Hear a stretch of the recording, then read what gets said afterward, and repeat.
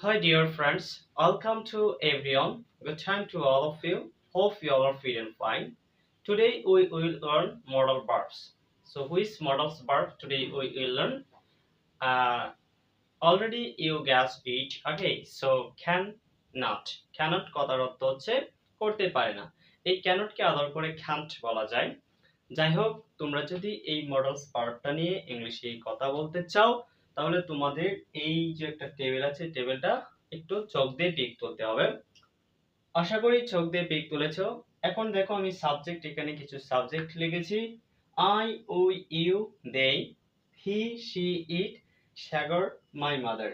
সাগরের জায়গায় তুমি তোমার গার্লফ্রেন্ডের নাম, বয়ফ্রেন্ডের নাম, তারপরে হচ্ছে ওয়াইফের নাম, হাজবেন্ডের নাম, যে কারো নাম লিখতে পারো, কোনো সমস্যা হবে না। মাই মাদারের জায়গায় যে কোনো relative, my girlfriend, my husband, my daughter, my son, যে কোনো রিলেটিভ লেখা যাবে, কোনো সমস্যা হবে না। তারপরে হচ্ছে মডেলস ভার্ব যেহেতু আমরা ইউজ করব, আমরা ক্যানট ইউজ করব ক্যানট। তারপরে আমি কিছু এখানে ভার্ব লিখেছি। গো, ইট, রিড, প্লে, রাইট। এগুলো ছাড়া অনেক ভার্ব আছে।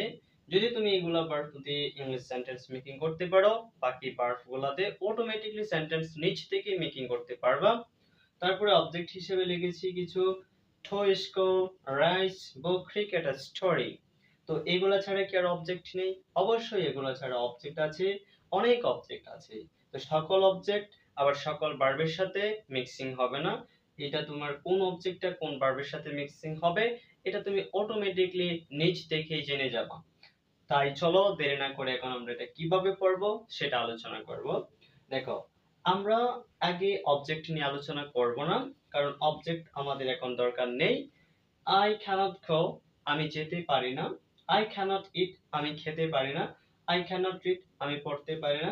আই ক্যানট প্লে, আমি খেলতে পারি না। আই ক্যানট রাইট, আমি লিখতে পারি না। তো এইরকম ভাবে একটা সাবজেক্ট নিবা এবং 10-15টা ভার্ব নিয়ে প্র্যাকটিস করবা, তাহলে তোমার মুখের জড়তা কেটে যাবে এবং ফ্লুয়েন্টলি তুমি কথা বলতে পারবা। তারপরে দেখো, দে ক্যানট গো, তারা যেতে পারে না। দে ক্যানট ইট, তারা খেতে পারে না। দে ক্যানট রিড, তারা পড়তে পারে না। দে ক্যানট প্লে, তারা খেলতে পারে না। দে ক্যানট রাইট, তারা লিখতে পারে না। তারপরে দেখো, হি ক্যানট গো, সে যেতে পারে না। হি ক্যানট রিড, সে পড়তে পারে না। হি ক্যানট ইট, সে খেতে পারে না। হি ক্যানট প্লে, সে খেলতে পারে না। হি ক্যানট রাইট, সে লিখতে পারে না। তো এখন অনেকের প্রশ্ন থাকতে পারে, যখন আমরা থার্ড পারসন সাবজেক্টটা ইউজ করব, তখন ভার্বের সাথে এস বা এস যুক্ত হয়, তাহলে এখানে কেন এস বা এস যুক্ত হয় নাই? হি ক্যানট গোস কেন হলো না? হি ক্যানট গো কেন হলো? যেহেতু আমরা মডেলস ভার্ব পড়ছি, সুতরাং মডেলস ভার্বের সূত্র অনুসারে আমরা ভার্বের সাথে এস বা এস দিতে পারবো না। এখানে আমাদের কোনো হাত নেই। যারা গ্রামারবিদ আছে ওরাই বলে দিছে যে ভার্বের সাথে যখন মডেলস ভার্ব ইউজ করবা, তখন এস বা এস যুক্ত করা যাবে না, ভার্ব অন নিয়ে আসতে হবে। আশা করি বুঝতে পেরেছো। সাগর ক্যানট গো, সাগর যেতে পারে না। সাগর ক্যানট ইট, সাগর খেতে পারে না। সাগর ক্যানট রিড, সাগর পড়তে পারে না। সাগর ক্যানট প্লে, সাগর খেলতে পারে না। সাগর ক্যানট রাইট, সাগর লিখতে পারে না। এখন তুমি তোমার মতো অবজেক্ট নাও, ভার্ব নাও, সেন্টেন্স, তুমি লক্ষ লক্ষ কোটি কোটি হাজার হাজার সেন্টেন্স এটা দিয়ে তুমি মেকিং করতে পারবা। আমি তোমাকে 200% গ্যারান্টি দিতে পারি। দেখো, I cannot go to school, আমি স্কুলে যেতে পারি না। বা এখানে এখন টু স্কুলের জায়গায় তুমি অনেক অবজেক্ট নিয়ে আসো। I cannot go to market, আমি বাজারে যেতে পারি না। আই ক্যানট গো অ্যাব্রড, আমি বিদেশে যেতে পারি না। I cannot go home, go home, আমি বাড়িতে যেতে পারি না। তো এরকম ভাবে কিন্তু অনেক রকম সেন্টেন্স তুমি নিজ থেকেই গঠন করতে পারো। উই ক্যানট ইট রাইস, আমরা ভাত খেতে পারি না। ইউ ক্যানট রিড বুক, তুমি বই পড়তে পারো না। হি ক্যানট প্লে ক্রিকেট, তুমি সেই ক্রিকেট খেলতে পারে না। Sagar cannot write a story, Sagar story লিখতে পারে না। Preeti cannot write a letter, Preeti letter লিখতে পারে না। তো তোমাদের সুবিধার্থে আমি এখানে 3টা সেন্টেন্স লিখেছি। আই ক্যানট রিড বুক, আমি বই পড়তে পারি না। তো ক্যানট কে ক্যান্ট বলা যায়। I can't read book, I can't read book, আমি বই পড়তে পারি না। আই ক্যান্ট প্লে ফুটবল, আমরা ফুটবল খেলতে পারি না। Sagar can't learn English, Sagar English শিখতে পারে না।